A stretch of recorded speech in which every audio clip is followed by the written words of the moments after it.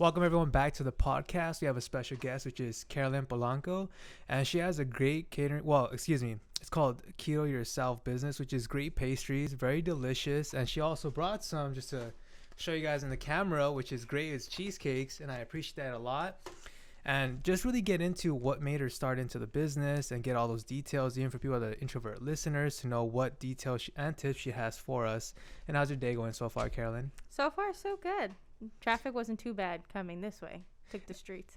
And you were mentioning too, like when you were passing by, you saw it was the Evil Tacos. Evil Cooks, yeah. Evil Cooks is right around the corner from here. I was very shocked when I came out here. When I was driving this way, when I turned on Eastern, I was like, wait, I know where we're going.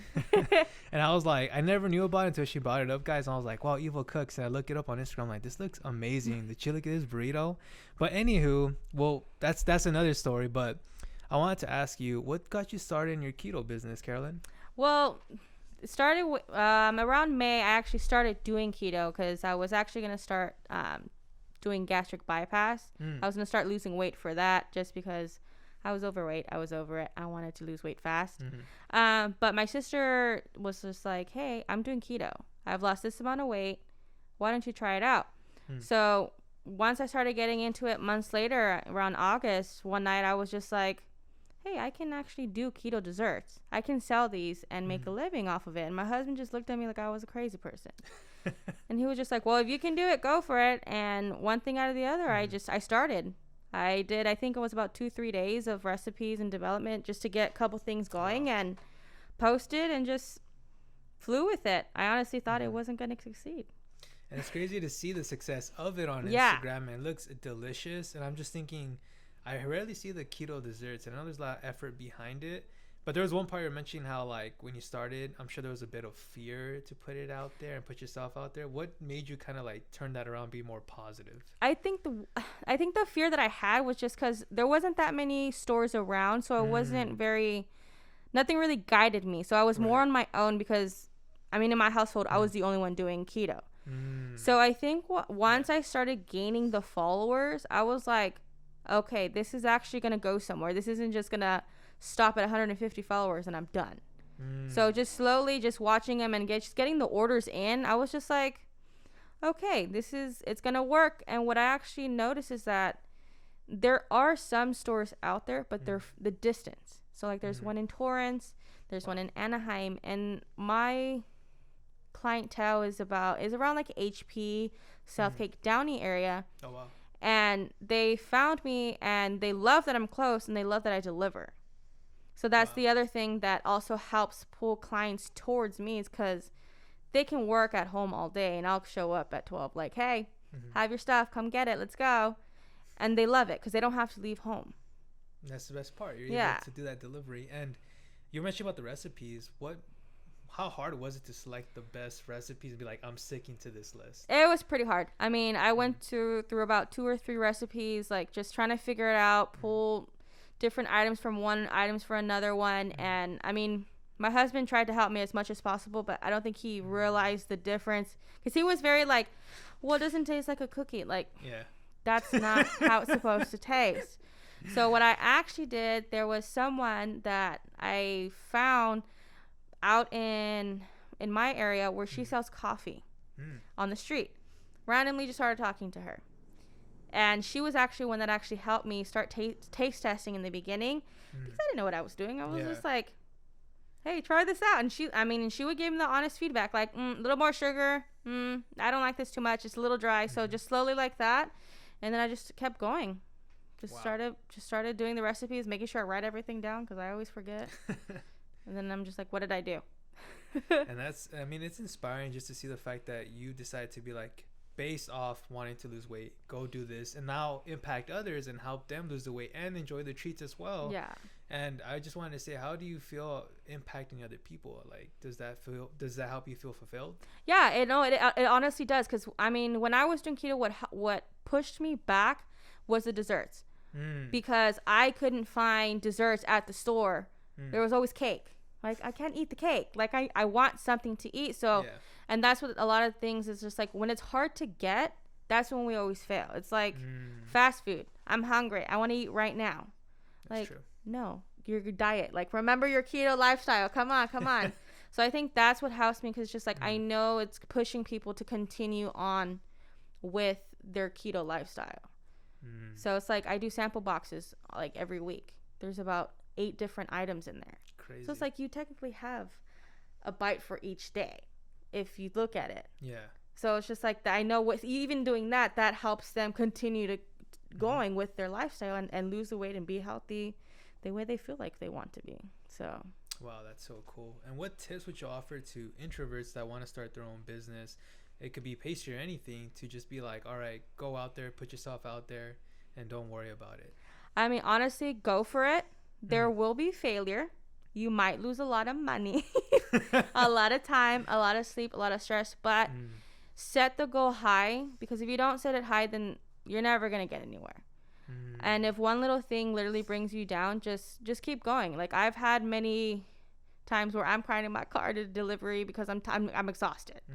But I know at the end of the day, I know where I want to be within the next 2 years. So it's just like, I'm going to do this now so I can get there. Because if not, then it's just like, then it's just going to fail at the end of it.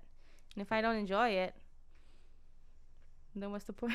That's true. And I love your go-getter attitude. When I met you and stuff, I was just like, she's so chill. And I remember you shared the story about like when you met your husband and like at the deli and stuff, but he was like, oh, I felt like I've known you before. Yeah. I get the same energy too. I'm like, whoa, like you're just so easy to connect with. And I want to ask you this question, because we were talking about earlier about, is this the way you want to present yourself to your clients? This way of having a relationship where like it feels like they've known you already, and to be straightforward in this way? that's my main goal. I mean, even just I used to help run a catering company not too long ago, and every new person that used to come into the kitchen, they would just be like, why do I feel like I know you from somewhere? And I was just like, you don't know me. It's just how I interact with you, because I want to be able to build that relationship with you. And even with clients, it's like, I want to have that relationship so you can call me 3 hours before you need something, like, hey, can I get this? Like, if I'm not busy, like, hey, like, no problem. Right. Let's get to it. But I want them to be comfortable to be like, hey, like, even just to ask the question, like, can I get it? Like, no, yes, like, possibly. And I just, I mean, it's always having that communication with them, because there's a lot of times it's just, I don't know, it's just like going to McDonald's, like, okay, bye, thanks for my food. But it's just like, no, like, even my daughter at McDonald's will be like, Mom, roll the window, I want to say hi. Aww, and so she's cute. 4, so I roll down the window and they're just like, she wants to say hi, and I'm like, yes, wait. And they'll sit there and they'll wave at her, and it's just like, I love that communication with people, or that connection with people, because it makes me feel better. And where did it start? Because that's so powerful and impactful to have good communication. And the way you said it too was like, not in a very controlling or assertive way. It was just like, hey, can you test this out or not? Like, where did that come from? How did that start to have that kind of soft communication skills? I don't know. I think it's just because I know in high school, I was like the person with like 3 friends. Always. I was always a quiet one. I was always like, my books. And I think it's just like later on, once I started getting into like maybe catering, and I had to deal with that customer service and be in front of people, that's where it was like, okay, you got to talk to people, because if not, then you're going to be in the back this whole time. True. So I think just like slowly it built like then. I think honestly, just like having that relationship with my husband that I have right now is just like, I think he helped me build that, because he's always about communication. And I was always like, interesting. No, let's have an argument. I want to have an argument because I forgot to tell you something. He's just like, no, communication. And I think that's what helped me build to be able to talk to other people. Like, even if I don't even know you, I just met you 30 minutes ago. Like, yeah, we can have fun. We can sit here and talk. Be the life of the party. And that's true. Like, put your barriers down, people. And that's what's great about the fact what you're doing is like, you were mentioning about your future, like two years or so. Definitely the way you're going, it could even be sooner. And what are your future goals that you were talking about? Future goals, I would love at least 2 or 3 stores. I wanna go as far as I can go, basically. I'm hoping within the first year after the first year of doing it, at least have at least 1 storefront. But I want to be able to do more in that store, not just desserts. I want to be able to sell food that is keto. So it's basically, because it's just like, I can go to McDonald's and I can get a keto item, but I want to be able for people to come to my store to be like, oh, I can for sure get a keto, lunch item for tomorrow, and it's already set and ready, and they don't have to even think about it. So I want to be able to just build my business like that, just because there's so many people out there that are doing keto that you don't really know about. I didn't know there was that many people. Right. So it's just, I want to build from there. Just start small and keep going, even if it's in different cities. That's crazy. And you said for the first storefront, what community did you want to like? I would love to stay in like Huntington Park area. That's because that's where my clientele is right now. My husband wants me to go to West Hollywood because everyone's on a diet over there. But I'm like, that's funny. But I'm just like, rent's really expensive out there, and I don't have clients out there. My clients are literally Southgate, Downey. What else is around there? Cerritos is a little more down from there, huh? I go to Long Beach. Okay. So I pass Cerritos. I've gone to Long Beach. So it's just like, dang. It's all there. Everyone's there. And even if I can stick to delivery, like hire people to do deliveries. That's true. Why not? Would you ever consider doing like something like, can Postmates do something for small business owners? I don't know. I think I need the complete business license first. So I'm waiting on that. Because even my dad was like, why are you wasting your gas? I'm like, hold on. Let me one step at a time. And he's like, okay, fine. So hopefully within the next 2 weeks I get it. And then I can start talking to them and going from there. How much of a challenge was that to get that license?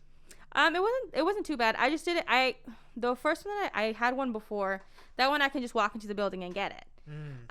But this time I had to do everything online because they're not open. So it's just that waiting process, like not being able to get it like right then and there. Yeah. So it's been about 3 weeks. I'm still waiting. Wow. So I did get an email saying that it's being filed. Just wait. And just in process. That's cool. Yeah. And it's crazy. I was even thinking East LA is not too far from you either, yeah. Right? That's a huge community that people should be going after. And I just wanted to like give a shout out to the fact that you're helping your community, and even like the biggest ones like Latinos, and you being a Latina is like great to see that other people are starting up their businesses even during COVID-19, which has been a crazy year. But that hasn't stopped you, and just wanted to mention that it's great to see you kind of expand and hopefully inspire other people too. Thank you. Because not everything is going to a 4-year or a trade. You can also do your own thing from home. Yeah.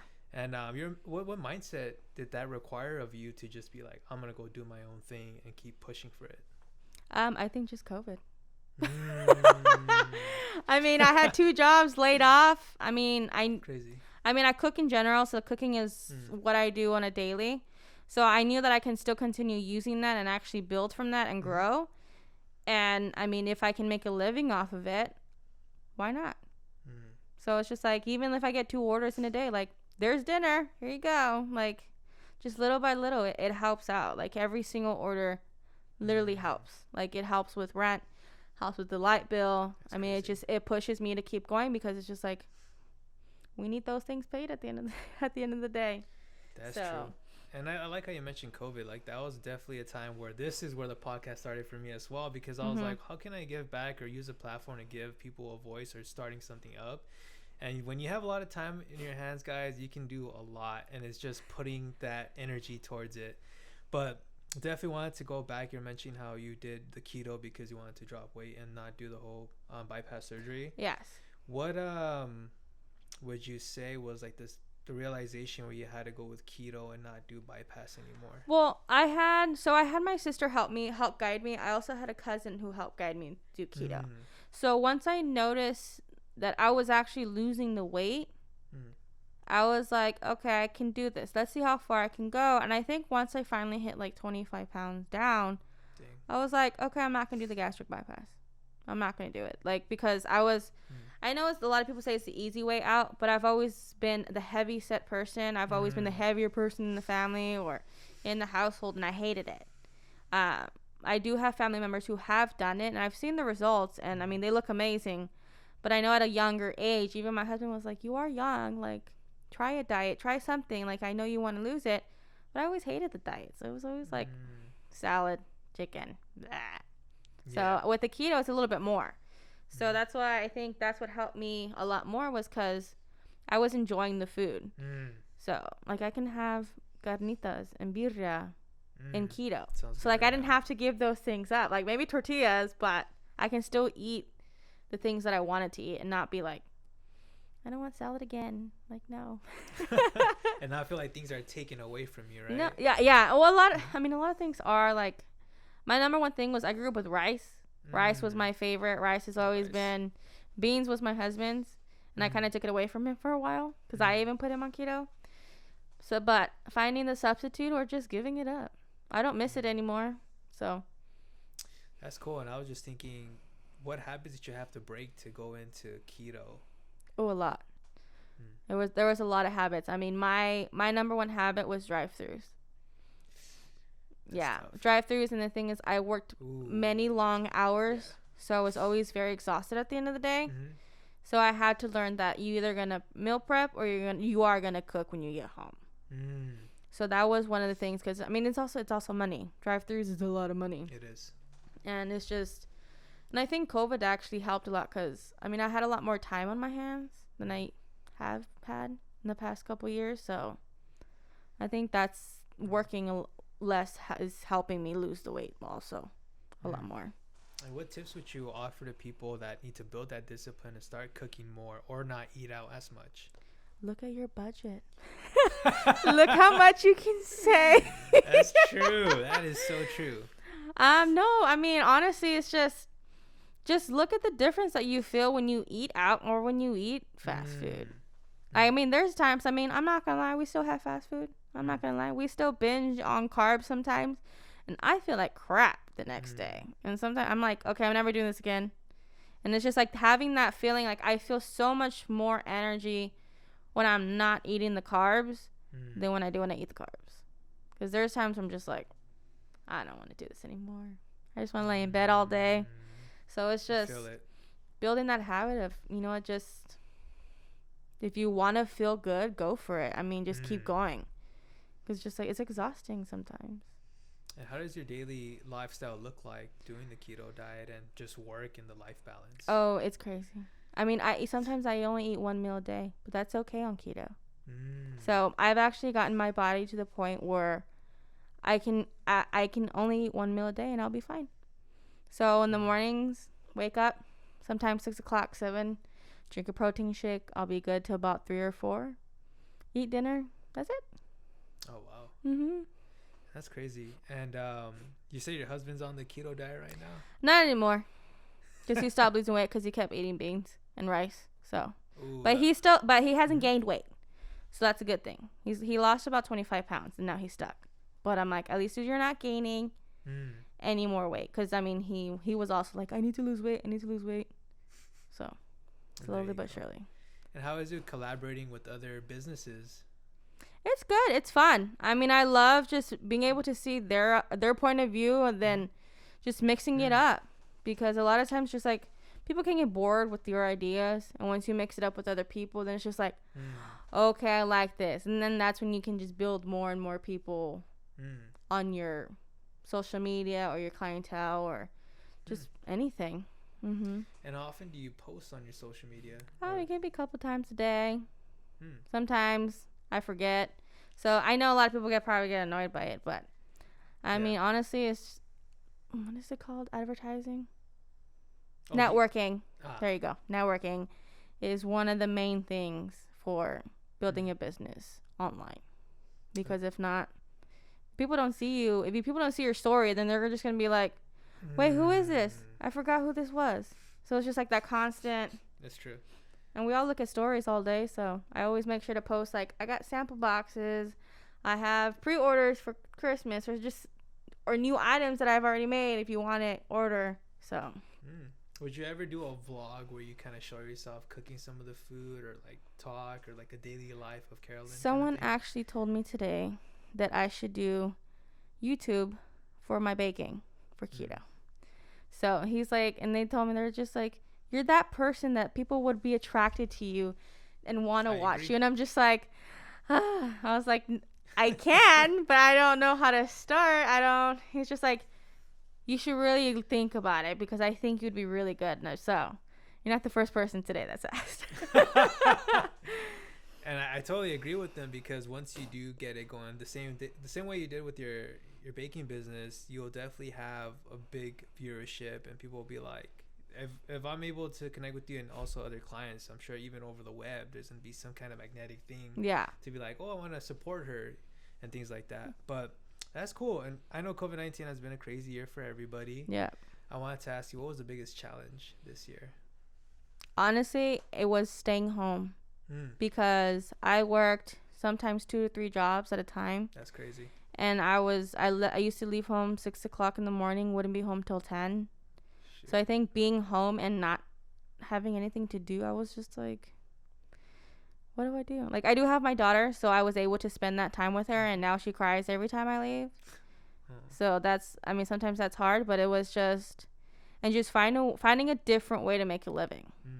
Because, catering got hit too pretty bad with COVID. Yeah. I know restaurants, I know small businesses, but catering, it's taken a hit, like really bad. So it's just finding ways to make a living and making sure I got food on the table. Wow. And you're out there hustling. Yeah. And, what do you feel is the biggest lesson that COVID has taught you? Patience. And life is not all about money. Honestly, and just working so much. Yeah, you make money, but at the end of the day, you lose the time with your family. I think these past couple months, I've spent more time with my husband than I ever have. Yeah, and we used to work together. So I think even just being there and just connecting with him and my daughter all at the one time, I was just like, this is not normal, but okay, I'll get used to it. And I enjoy it. Right. So it's been hard though. But yeah, thank you so much for just sharing all of that, and even your story of just having to overcome the eating habits, trying the keto, you never gave up, and the fact that it's definitely there's gonna be a lot of blessings coming towards this business. You already have a vision for it. Yeah, that's a great thing to hear. But as we're nearing the end of the podcast, any shout outs that you want to do, or any new ingredients or recipes that are coming out soon for any new baked goods? The only thing right now I got is my coffee cake that I know you talked about. I wish you would have told me earlier, because I would have brought you some. It looked amazing. I was like, honestly, and I was like, everyone has pushed me, like, coffee cake. I'm like, I'm going, people, I'm going. And finally, I got it done, set and ready. Try it out. Sample box. Always. And for people to follow you, is there any Instagram or a TikTok or anything like that? The only thing I got right now is Instagram at Treat Yourself Keto. My number's also on there, so you can always contact me on the phone. People also call me. If you need a menu, I can send it through there if it's easier. But yeah, follow and get some good desserts. No doubt, guys. And I just want to say thank you so much, Karolyne, for being on the podcast. You're welcome. Thank you for inviting me. Of course. And just thank you for just making the drive and just sharing the great treat as well for the cheesecake. And I'm also going to put up her description for Instagram and a picture of the cheesecake as well, guys, because it looks amazing to eat right now. But I'm just not trying to tempt myself by looking to the left. But thank you guys so much for listening to the podcast. You guys have an amazing day.